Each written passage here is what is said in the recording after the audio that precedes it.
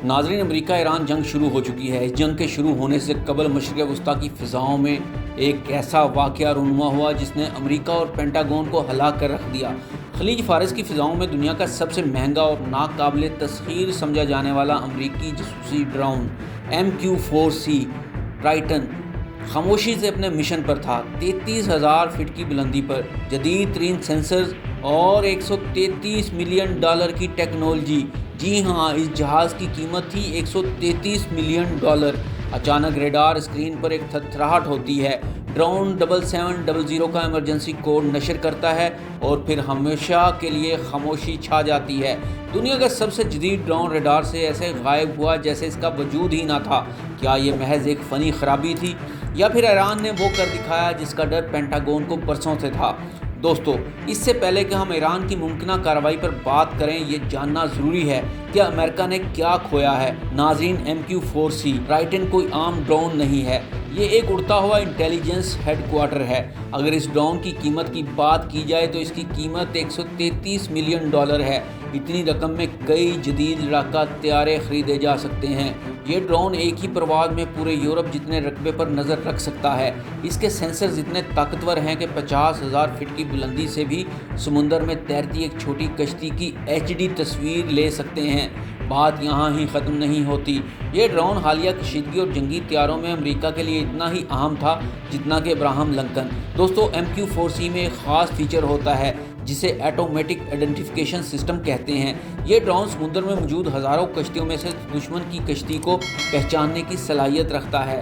नाज़रीन, अब इस सबसे बड़े सस्पेंस की तरफ बढ़ते हैं जिसने पेंटागन के होश उड़ा दिए हैं। अमरीकी बहरिया का दावा था कि इस ड्रोन को हैक करना या गिराना नामुमकिन है क्योंकि इसमें एंटी जैमिंग और ख़ुदकार दिफाई निज़ाम मौजूद है। लेकिन ईरान के करीब पहुँचते ही ये नाकाबिल तस्ख़ीर मशीन एक खिलौना बनकर रह गई है। अब सवाल ये है कि ईरान ने ये कैसे किया। अगर ईरान ने इसे गिराया तो इसकी एक बहुत बड़ी स्ट्रेटजिक फ़तह है। ज़राए बताते हैं कि इस बार ईरान ने कोई मिसाइल फायर नहीं किया।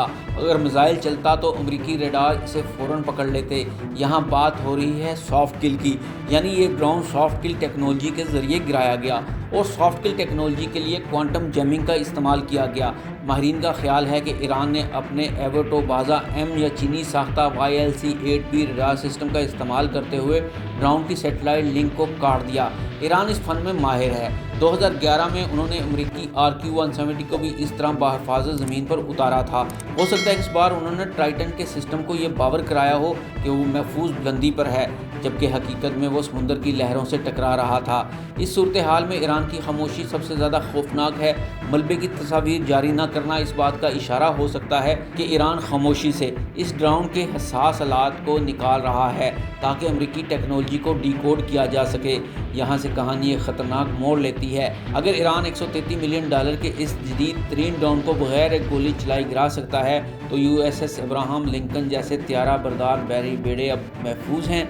सवाल ये पैदा होता है, अमरीकी बहरी बेड़े अपनी हिफाजत के लिए इन्हीं ड्रोन्स और रेडार सिस्टम पर इंसार करते हैं। अगर ईरान इनके असाब यानी इलेक्ट्रॉनिक सिग्नल्स को नकारा बना सकता है तो ये अरबों डॉलर के बहरी बेड़े समुद्र में सिर्फ लोहे के बड़े बड़े टुकड़े बनकर रह जाएंगे।